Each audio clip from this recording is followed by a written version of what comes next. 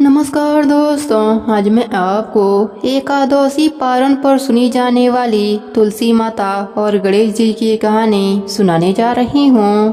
प्रेम से बोलिए तुलसी माता की जय हो, गणेश भगवान की जय हो, विष्णु भगवान की जय हो। एक समय नव यौवना तुलसी धर्मध्वज राजा की पुत्री के रूप में अवतरित हुई थीं। उस समय भगवान नारायण की तपस्या करने हेतु तुलसी विभिन्न स्थानों पर भ्रमण कर रही थीं। ऐसे में गंगा तट पर उन्होंने विघ्न विनाशक गणेश जी को देखा। गणेश जी तो अत्यंत सुंदर और पीताम्बर धारण करके भगवान श्री कृष्ण के ध्यान में मग्न थे। उनके तेज को देखकर तुलसी जी उनसे आकृष्ट हो गईं। लेकिन उनका गजमुख देखकर वह उनका उपहास भी करने लगीं।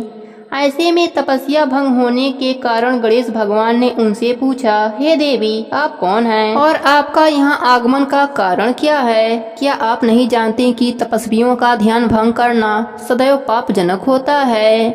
भगवान गणेश जी की बात सुनकर तुलसी जी ने कहा, मैं धर्मध्वज की कन्या हूँ और मैं पति प्राप्ति हेतु तपस्या कर रही हूँ। आपको देखकर मैं आपसे आकृष्ट हुई। कृपया मुझे अपने पत्नी के रूप में स्वीकार करें। इस बात को सुनकर गणेश जी ने कहा, हे देवी, विवाह करना बड़ा ही भयावह कार्य है और विवाह सर्वदा दुखों का कारण बनता है। इसलिए मेरी विवाह करने की कोई इच्छा नहीं है। कृपया आप मेरी ओर से अपना ध्यान हटाकर किसी और पुरुष को ढूंढिए। यह सुनकर तुलसी जी क्रोधित हो गईं और उन्होंने कहा, तुम्हारा विवाह अवश्य होगा और वह भी दो विवाह होगा। जब गणेश जी ने उनका यह रूप देखा तो उन्होंने तुलसी जी को श्राप दिया, हे देवी, तुम निसंदेह असुर पत्नी बनोगी और उसके पश्चात भगवान की कृपा से तुम वृक्ष बन जाओगी। अब यह सुनकर तुलसी जी अत्यंत भयभीत हो गईं और गणेश जी से प्रार्थना करने लगीं कि वो इस श्राप को वापस ले लें। लेकिन गणेश जी ने कहा, हे देवी, तुम सभी पुष्पों में प्रमुख बनोगी। कालांतर में तुम भगवान नारायण की प्रिय बनोगी। तुम्हारे द्वारा किया गया पूजन मनुष्यों के लिए सदैव लाभकर होगा। तुम भगवान श्री कृष्ण की अत्यंत प्रिय बनोगी और मेरे द्वारा सदैव त्याज रहोगी। यही तुलसी देवी आगे चलकर शंखचूड़ असुर की पत्नी बनी और उसके बाद भगवान की प्रिया तुलसी देवी एक पौधे के रूप में प्रकट होती हैं। यह एक सच्ची घटना है। यह घटना अरुण लोचन नाम के 30 वर्षीय रसियन व्यक्ति के जीवन में घटित हुई थी। जब अरुण लोचन एक बालक थे, उनकी माता ने अनजाने में ही तुलसी के पौधे को विकसित किया और रसिया के तीव्र सर्दी में भी उनका देखभाल करती रहीं। प्रारंभ में तो उन्हें लगा कि यह भी अन्य पौधों की तरह सामान्य पौधा है, लेकिन धीरे धीरे उन्हें तुलसी देवी की आध्यात्मिक शक्ति का अनुभव होने लगा। कुछ समय के बाद वह तुलसी देवी से इतनी आकृष्ट हुई कि अन्य पौधों की तुलना में वह सबसे अधिक देखभाल और सेवा तुलसी के पौधे की करने लगीं। समय के साथ उन्हें इस बात का अनुभव हुआ कि तुलसी सेवा से उनका जीवन शांत हो गया है। अपनी माता को तुलसी सेवा करते देख अरुण लोचन भी उनके प्रति आकर्षित हुए और वह भी माता की सहायता करते हुए तुलसी सेवा करना प्रारंभ कर दिया। अनजाने में ही की गई तुलसी सेवा से उन्हें अज्ञात सुकृति प्राप्त हुई और कुछ समय के बाद वह कुछ भक्तों से मिले जो मार्ग में पुस्तकें वितरण कर रहे थे। अरुण लोचन ने उनमें से कुछ पुस्तकें खरीद लिया और उन्हें पढ़ना शुरू कर दिया।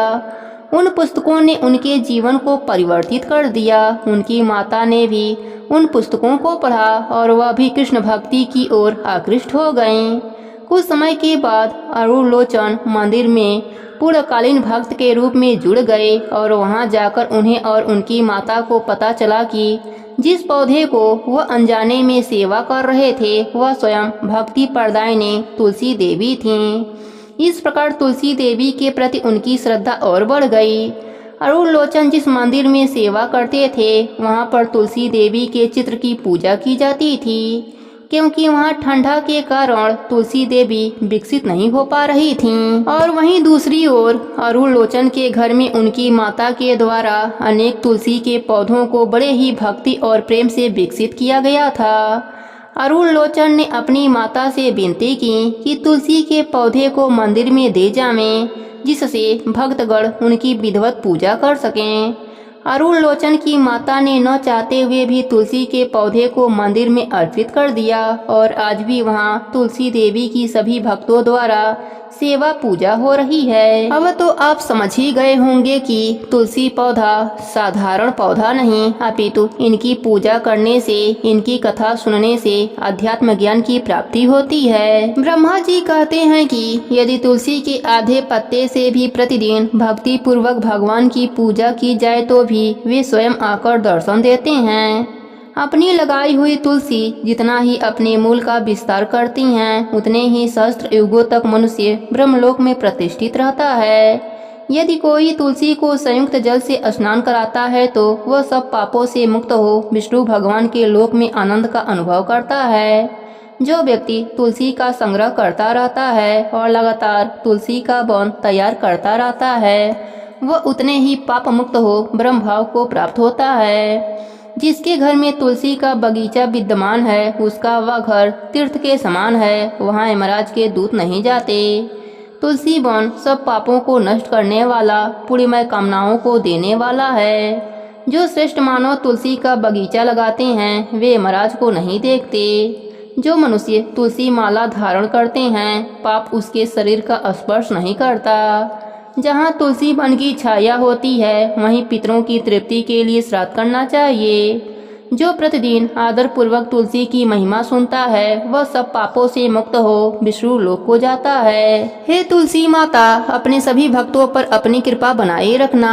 कहानी अधूरी हो तो पूरी करना, पूरी हो तो मान रखना। प्रेम से बोलिए तुलसी माता की जय हो, विष्णु भगवान की जय हो।